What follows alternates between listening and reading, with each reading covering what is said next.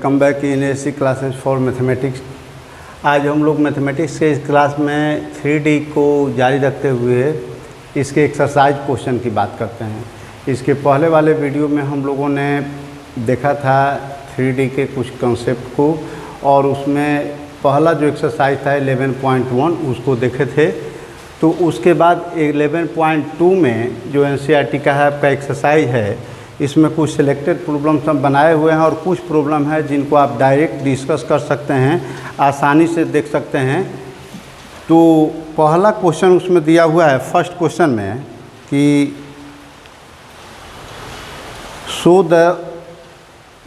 so that the three lines are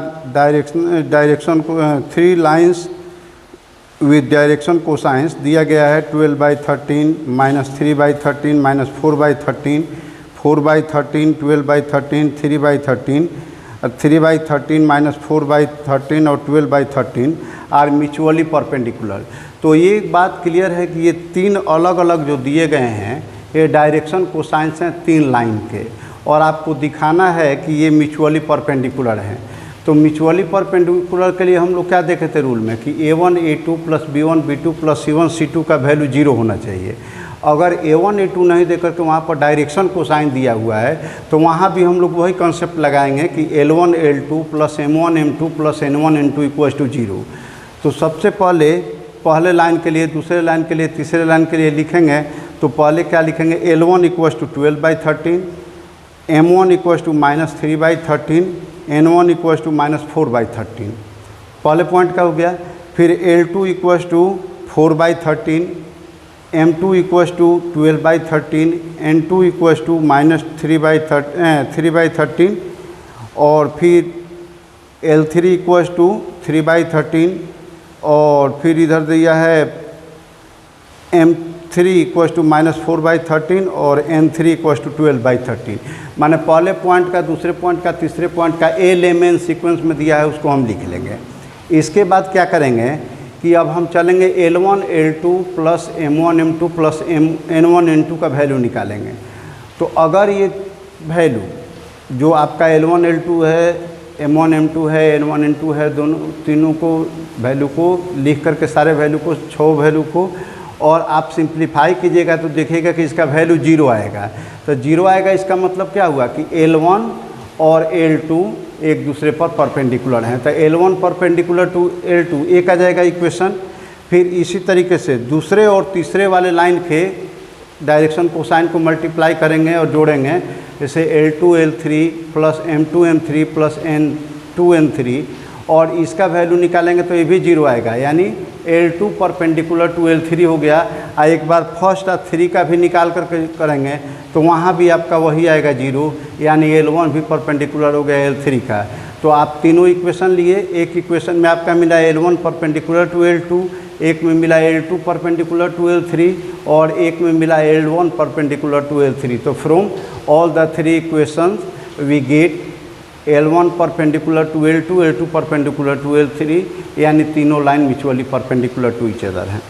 इसके बाद second question इसमें दिया है कि so that the line through the points -1 -1 2 3 4 -2 is perpendicular to the line through the point. तो देखिए पहले 2 पॉइंट दिया गया है, कह रहा है कि उसका जो लाइन है वो बाद के जो 2 पॉइंट दिए गए हैं उनके लाइन पर परपेंडिकुलर है, आपको ये दिखाना है। तो कुछ नहीं करना है, आप पहले लाइन के लिए A1 B1 C1 निकाल लेंगे, दूसरे के लिए A2 B2 C2 निकाल लेंगे। और A निकालने के लिए आप जानते हैं कि x2 - x1 करना होता है, B निकालने के लिए y2 - y1 करना होता है, C निकालने के लिए z2 - z1 करना होता है। तो उसी तरीके से हम निकाल लेंगे। जो दिया गया है A1 निकालेंगे तो 3 - 1 इक्वल्स टू 2 हो गया। B1 निकालेंगे तो 4 माइनस, अब -1 दिया हुआ है तो 4 + 1 यानी 5 हो गया। C1 का वैल्यू -2, अब फिर -2 हो जाएगा तो -4 हो गया। इसी तरीके से A2 का निकाल लिए -3, B2 का निकाल लिए 2 और C2 का निकाल लिए 4। तो इसलिए A1 A2 plus B1 B2 plus C1 C2 किए तो हम इनको 2 × 3 प्लस 5 × 2 और प्लस -4 × 4, ये -4 और 4 किए तो आपका लास्ट में आ गया कितना 6 + 10 -16, तो है 16 होगा, -16 यानी 0 हो गया। तो इसका मतलब क्या हुआ कि L1 परपेंडिकुलर हो गया L2 के। और पहले वाले में जैसे यही A1 A2 लिखे हैं तो वहाँ पर L1 L2 M1 M2 अपना लिख के बना लीजिएगा।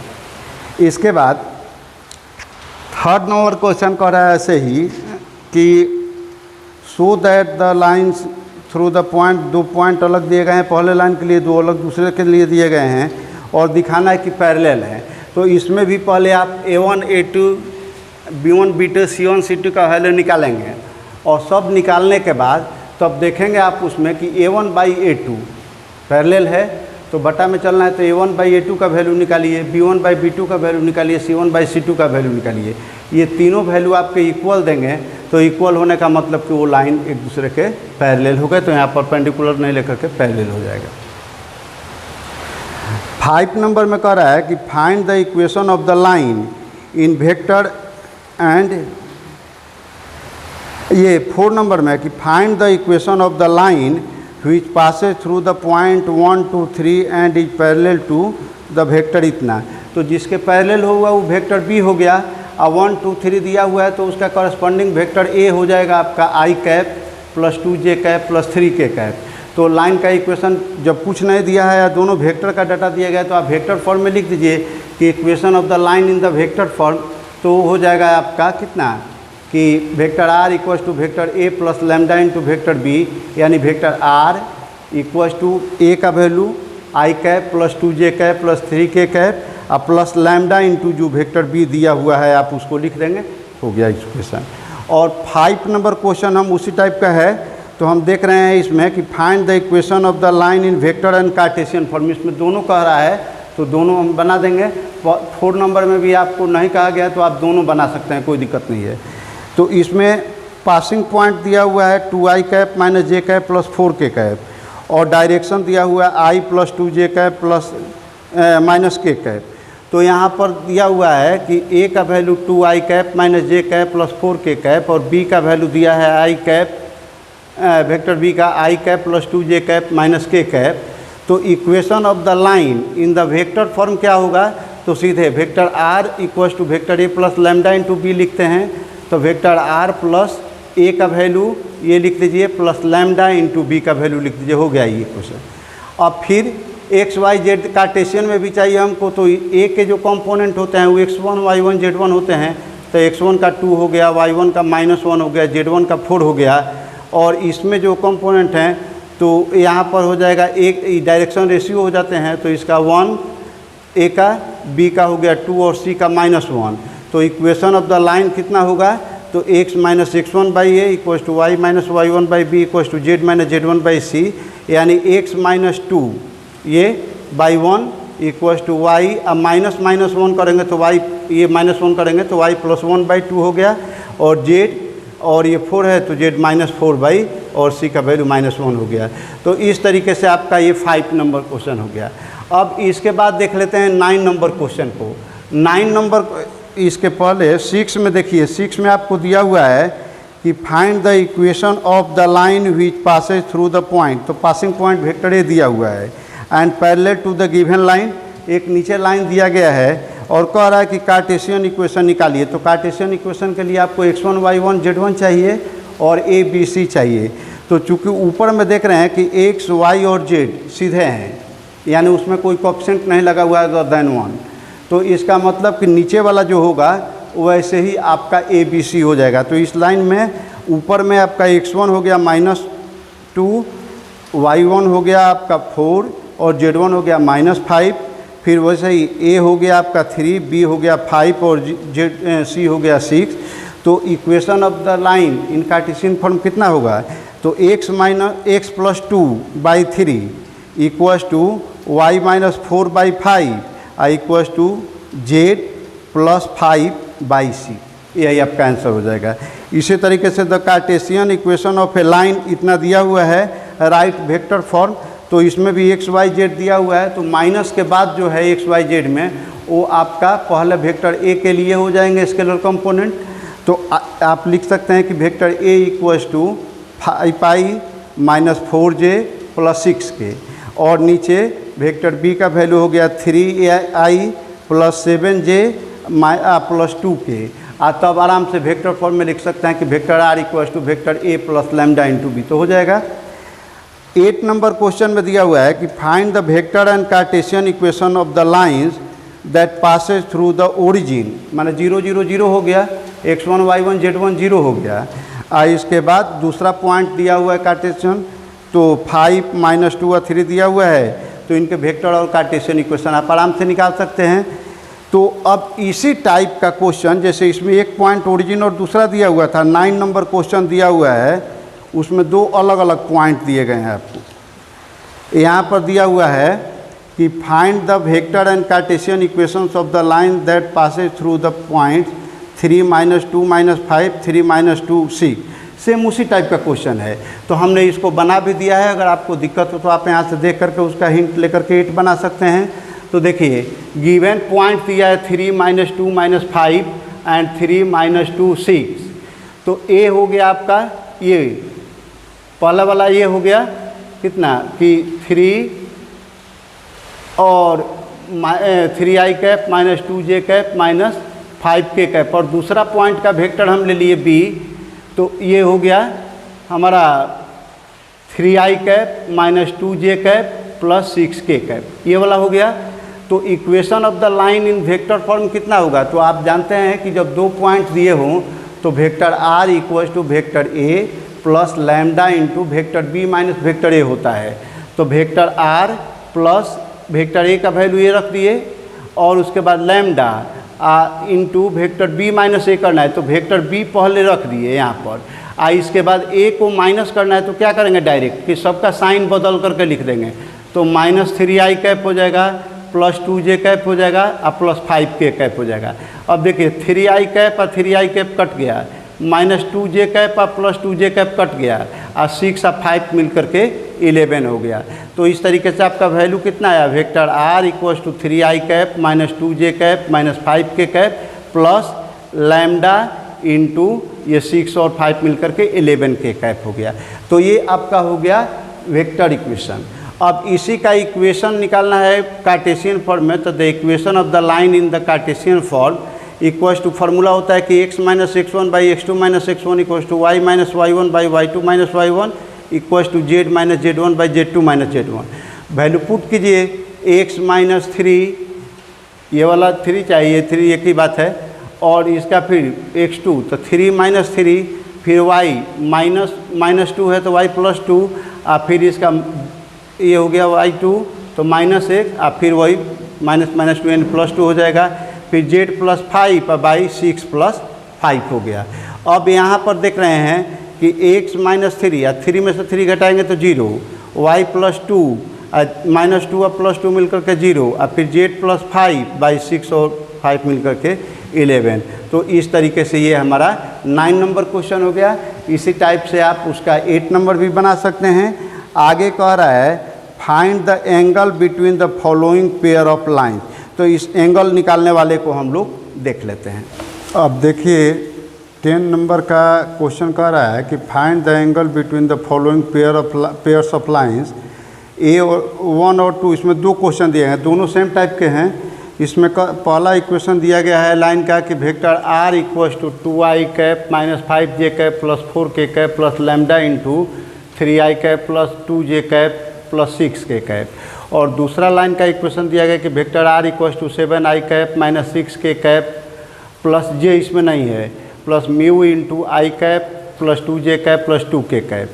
तो अब कह रहा है कि इसके बीच का एंगल निकालना है। तो एंगल के लिए हम लोग जानते हैं कि वेक्टर फॉर्म में इक्वेशन दिया हो तो cos theta equal to mod of vector 1 dot vector 2 by magnitude of vector a into magnitude of vector b. तो इस तरीके से cos थीटा का वैल्यू निकलता है, और थीटा जब निकालना हो तो cos इन्वर्स कर देते हैं। तो यहाँ पर देखेंगे b1 हमारा पहले वाले का डायरेक्शन हो गया, b2 ये दूसरे वाले का डायरेक्शन हो गया। तो b1 को हमने लिख लिया, b2 को भी लिख लिए। अब b1 डॉट b2 हमको निकालना पड़ेगा, तो b1 डॉट b2 निकाल लिए, दोनों का डॉट प्रोडक्ट है। यहाँ i को i से, j को j से और k को k से आप मल्टीप्लाई करते हैं, वेक्टर में वही चीज़ है यहाँ पर। तो 3 × 1 प्लस 2 × 2 प्लस 6 × 2, इसको सीधा किए तो हमारा सबको सिंप्लीफाई करने पर आ गया 19। इसके बाद मोड वेक्टर b1 निकाल लिए, तो mode magnitude of vector b निकालेंगे तो 3 का स्क्वायर प्लस 2 का स्क्वायर प्लस 6 का स्क्वायर, सॉल्व करने पर 7 आया। वेक्टर बी का मैग्नीट्यूड निकालेंगे तो 1 का स्क्वायर, और यहाँ पर हो जाएगा ये भी 2 का स्क्वायर, माइनस नहीं है, बाय मिस्टेक लिख दिया गया है।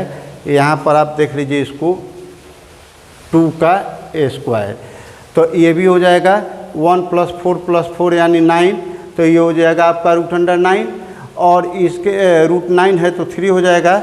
तो cos थीटा का वैल्यू क्या होता है, mode b1 dot vector b2 by mod vector magnitude of vector b1 into magnitude of vector b2। Value रखेंगे तो इसका वैल्यू 19 आया है, इसका 7 निकालें, इसका 3, तो 19/7 इंटू 3 तो 19/21 हो गया। तो अब cos थीटा का वैल्यू जब 19/21 हुआ तो थीटा का वैल्यू क्या हो जाएगा, cos इन्वर्स 19/21। तो लास्ट में लिख सकते हैं कि therefore the angle between the two lines equals to theta equals to cos inverse 19/21। ये आपका आंसर हो गया। अब इसी तरीके से दूसरा इसमें दिया गया है, ये 11 नंबर क्वेश्चन कि find the angle between the following pair of line. यहाँ भी दो लाइन दिए गए। अंतर क्या है कि 10 में जो लाइन दिए गए थे उनका इक्वेशन आपका वेक्टर फॉर्म में था, 11 में जो दिया गया है वो आपका कार्टेशियन फॉर्म है। तो बात वही है, कार्टेशियन फॉर्म में जो नीचे रहते हैं A1 B1 C1 A2 B2 C2 होंगे। तो ये दोनों इक्वेशन दिए गए हैं। फर्स्ट हमने लिया है इसमें 11 का। अब यहाँ पर A1 का वैल्यू 2 हो गया, B1 का 5 हो गया, C1 का -3 हो गया, A2 का हो गया -1, B2 का हो गया 8 और C2 का हो गया 4। तो अब हमको एंगल निकालने में A1 A2 plus B1 B2 plus C1 C2 का वैल्यू निकालना पड़ेगा, फिर अलग अलग दोनों का मूड चाहिए। तो यहाँ पर A1 A2 plus B1 B2 plus C1 C2 निकाले तो वैल्यू पुट कीजिए 2 × -1 फिर +5 × 8 प्लस -3 × 4। सिंप्लीफाई करेंगे तो -2 + 40 -12 तो 40 - 14 यानी 26 आ गया। और फिर इन दोनों का अलग अलग हम रूट निकालेंगे, √A1² plus B1² plus C1²। तो वैल्यू पुट करके स्क्वायर रूट निकालेंगे तो 38 आ गया, √38। फिर दूसरे का निकालेंगे √A2² plus B2² plus C2²। इसका भी वैल्यू पुट करके निकालेंगे तो इसका आ गया हमारा 9। तो cos थीटा का वैल्यू क्या हो गया, तो A1 A2 plus B1 B2 plus C1 C2 by √A1² plus B1² plus C1² into √A2² plus B2² plus C2² पूरे का मूड हम इसलिए लगाते हैं कि माइनस प्लस आएगा तो वहाँ पर प्लस ले लेंगे। इसके बाद ये वैल्यू आप निकाल चुके हैं 26, तो इसको लिख दिए। ये वैल्यू निकाल चुके हैं √38, तो √38 लिख दिया। ये वैल्यू निकाल चुके हैं 9, तो यहाँ 9 लिख दिए, सजा दिए। तो हमारा क्या हो गया 26/9 √38। तो अब थीटा का वैल्यू क्या हो गया, cos इन्वर्स 26/9 इंटू √38। अब यही जब थीटा का वैल्यू हो गया तो यहीं पर आंसर लिख सकते हैं, या फिर इस तरह से लिख सकते हैं कि therefore the angle between the two lines equals to theta equals to cos inverse 26/9 √38।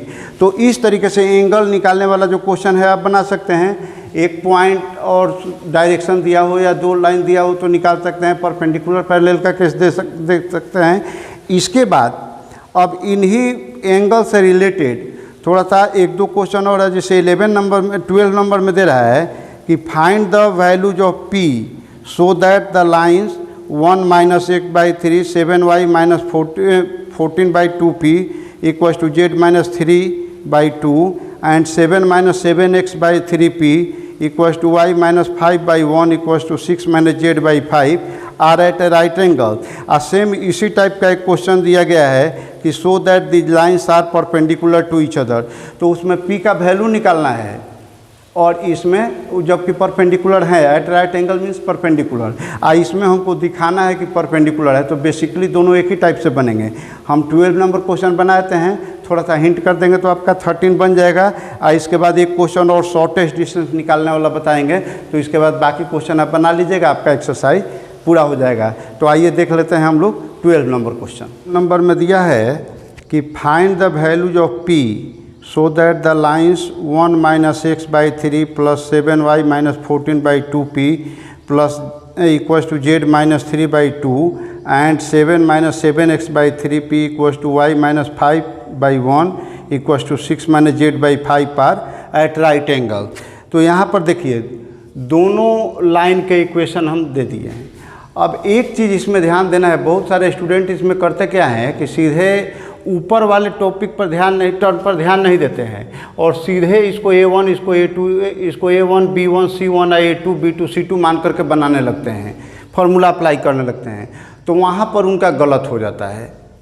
तो आपको ध्यान रखना है कि A1 B1 C1 A2 B2 C2 का डिसाइज हम कब करेंगे, तो जब ऊपर वाला टर्म स्टैंडर्ड पैटर्न में हो, यानी x minus x1 y minus y1 z minus z1, यानी x y z का जो कोफिशेंट होना चाहिए वो 1 होना चाहिए, माइनस भी नहीं होना चाहिए, 1 से अदर देन कुछ होना ही नहीं चाहिए। तो सबसे पहले अगर वैसा नहीं दिया गया होगा तो हम कन्वर्ट करेंगे। जैसे यही इक्वेशन में देख रहे हैं 1 माइनस एक्स है, x माइनस 1 नहीं है, तो हम यानी x का कोफिशेंट क्या है, -1 है।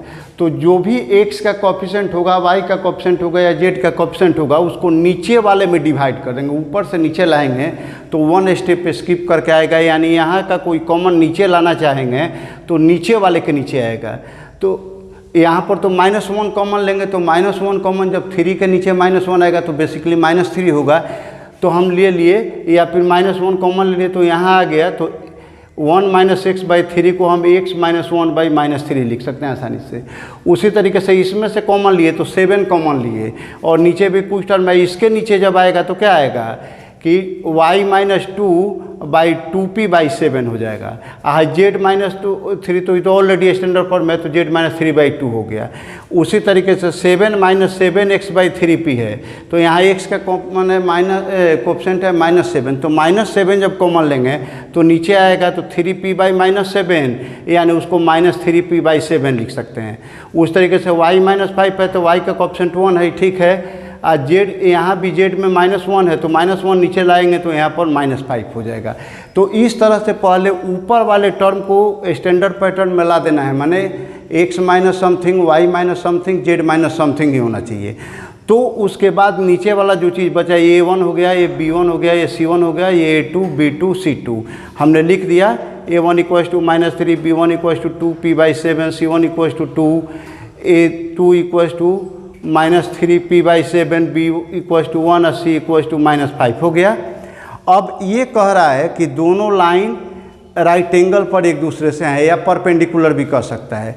तो राइट एंगल पर हैं या परपेंडिकुलर हैं, तो क्या कंडीशन है कि A1 A2 plus B1 B2 plus C1 C2 equals to 0 हो।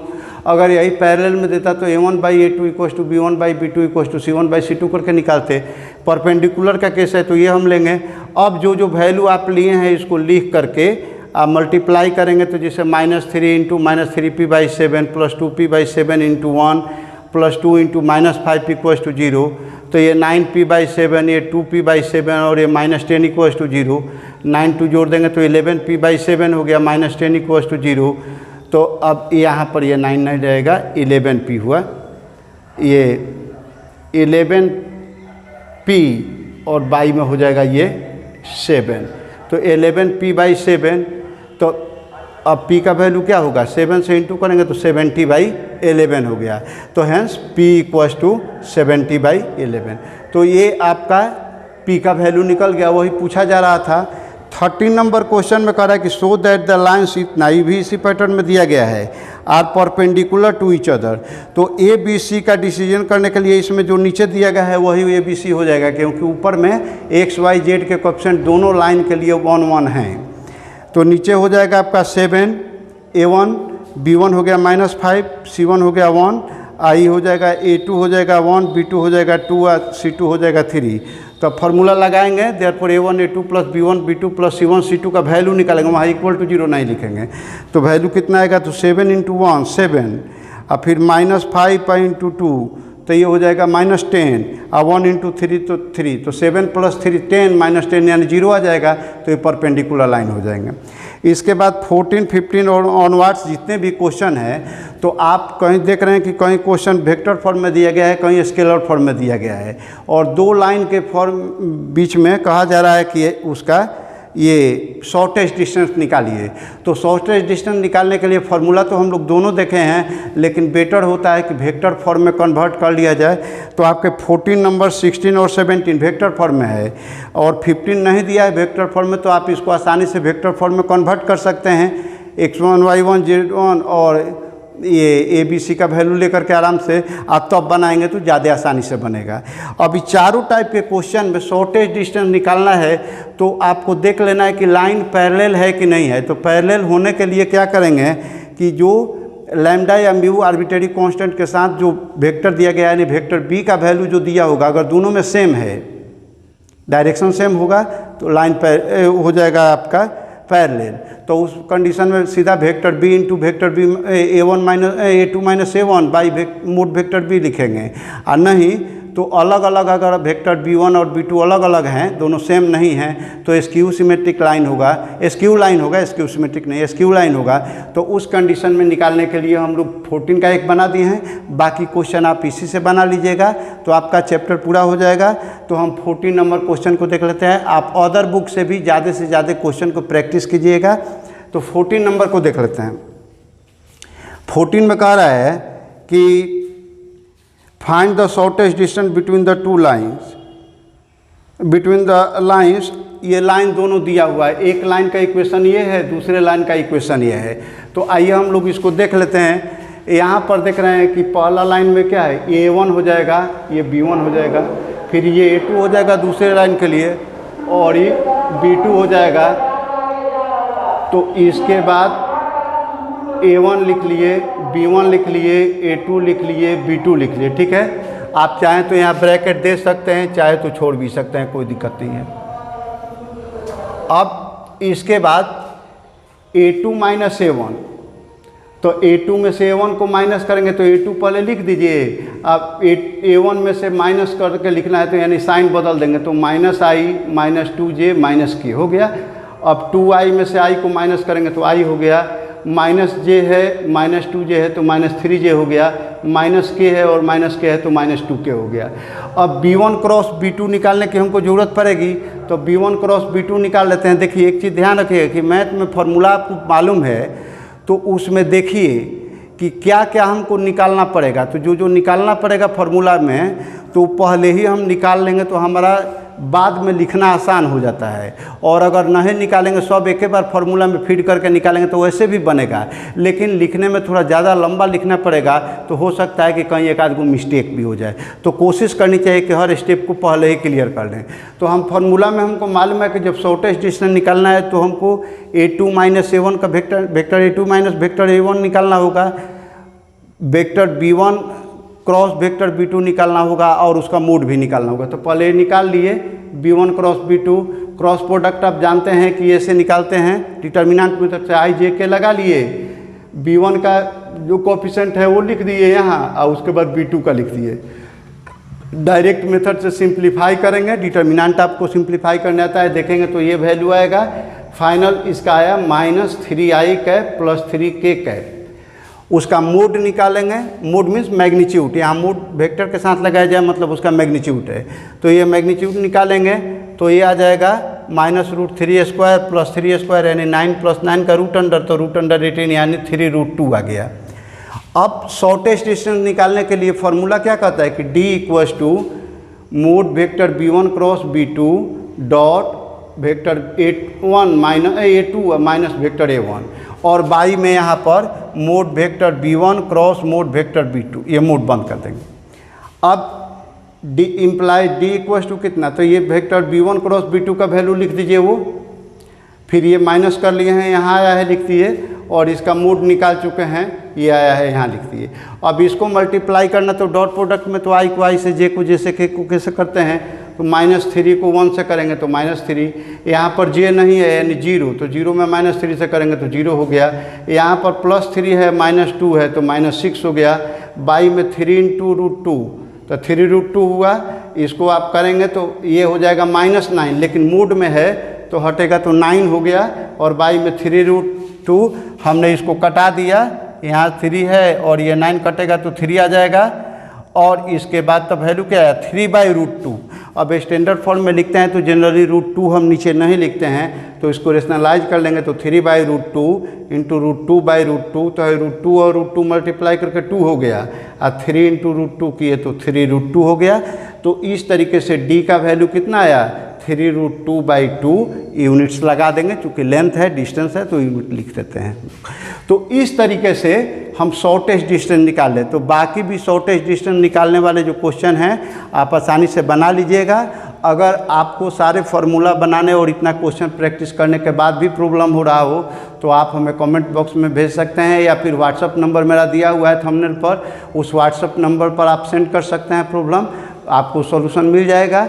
और अगली वीडियो में हम लोग अब इसके बाद प्लेन की चर्चा करेंगे। एक वीडियो में हम लोग प्लेन के पूरे कॉन्सेप्ट को, फार्मूला को समझेंगे, और उसके बाद नेक्स्ट वीडियो में उसके प्रॉब्लम्स को देखेंगे, और उसके बाद हमारा 3D कंप्लीट हो जाएगा। आप मिसलेनियस चैप्टर भी हैं, हर NCERT में जो मिसलेनियस दिए गए हैं उनको भी बनाइएगा, क्योंकि बोर्ड में उनसे भी क्वेश्चन पूछे जा सकते हैं। जहाँ पर प्रॉब्लम हो आप क्वेश्चन को शेयर कीजिए, क्वेश्चन भेजिए, उसका सॉल्यूशन अलग से दे दिया जाएगा। आपको वीडियो बना करके भी दे सकते हैं, या आपके व्हाट्सएप नंबर जहाँ से भेजे होंगे उस पर भी हम सेंड कर सकते हैं। तो आप इस अवसर का जो फ्री ऑफ कॉस्ट ऑप्शन है, इस सारे वीडियो को देखने में, पढ़ने में आपको डाटा कंजम्पशन होता है, अदर हमको कुछ नहीं देना है। तो फ्री ऑफ कॉस्ट टीचिंग का जो ये प्रयास है मेरा, इसको आप ज़्यादा से ज़्यादा सक्सेस बनाइए, आप ज़्यादा से ज़्यादा इसका फ़ायदा लीजिए। आप जितने ही फ़ायदा लेंगे उतना ही हमको अच्छा सक्सेस मिलेगा, हम उतने ही सक्सेसफुल होंगे। तो आप इसका अधिक से अधिक फ़ायदा उठाइए, अपने फ्रेंड्स में शेयर कीजिए। अगर आपको वीडियो अच्छा लगता है तो लाइक कीजिए, शेयर करेंगे तो और भी फ्रेंड जो नहीं जानते हैं वो भी जानेंगे, वो भी देखेंगे, उनको भी फ़ायदा होगा। और अगर चैनल पर अभी तक आप नए हैं तो चैनल को प्लीज़ सब्सक्राइब कर लीजिए और बेल आइकन को प्रेस कर दीजिए, ताकि लेटेस्ट अपडेट मिलते रहें। क्योंकि इस चैनल पर, ये एजुकेशनल चैनल है, कोई म्यूजिक और जोक चैनल नहीं है। इस पर हम लोग एजुकेशन से रिलेटेड बेसिकली +2 लेवल के स्टूडेंट्स के लिए शुरू किए हैं। तो पहले हमारा फोकस है 12th पर, क्योंकि बोर्ड का एग्ज़ाम 12th का होगा। उसके बाद 11th के भी वीडियो कुछ बना करके अभी फ़िलहाल रुके हुए हैं उनको देंगे, और 11th 12th कंप्लीट हो जाएगा तो फिर कुछ स्टूडेंट्स की मांग है कि हमको 10th का भी वीडियो बनाया जाए, तो उसको हम लोग बाद में देखेंगे। पहले 12th को देखते हैं और 11th को, क्योंकि 12th और 11th आपके JEE मेंस के लिए भी हेल्पफुल हैं। और कॉन्सेप्चुअल टीचिंग मेरा इस वीडियो में अभी जो सीरीज चला रहे हैं, बेसिकली NCERT बेस्ड जो आपका बोर्ड का सिलेबस है उसको स्ट्रिक्टली फॉलो करते हुए चला रहे हैं। इसमें अलग से बहुत ज़्यादा हम नहीं कुछ कर रहे हैं। अलग करने के लिए अलग सीरीज में हम लोग वीडियो बनाएंगे। पहले हमारे सामने बोर्ड होता है, बोर्ड के बाद ही हम JEE मेंस की बात सोचते हैं। अगर आप बोर्ड के पहले JEE मेंस की बात सोचते हैं तो बस वो केवल ड्रीम है जो कभी पूरा नहीं होगा, क्योंकि जब आप पहले पावदान पर नहीं जाएंगे, फर्स्ट स्टेप को पूरा नहीं करेंगे, +2 को अच्छे से नहीं करेंगे, तो फिर आपके JEE मेंस और IIT बनने का सपना बेकार है। तो इसलिए मेरा सजेशन ये रहेगा कि पहले आप फंडामेंटल को समझते हुए अपने +2 लेवल की तैयारी जितने अच्छे से हो कर लीजिए, और उसी के साथ या उसके बाद आप उस चैप्टर के एडवांस लेवल की तैयारी कीजिएगा। तो उसमें आपके ट्रिकी क्वेश्चन आएंगे, तो कॉन्सेप्ट समझे रहिएगा, तो ट्रिक से क्वेश्चन बनाने में आपको ज़्यादा सहूलियत होगी। तो फिर हम अगले सीरीज में मिलेंगे। अभी फ़िलहाल हम लोग आज इस एक्सरसाइज को कंप्लीट करने के बाद चलते हैं, और अगले वीडियो में हम लोग फिर प्लेन के कॉन्सेप्ट के साथ आते हैं। तो वीडियो देखते रहिए। Thank you, best of luck.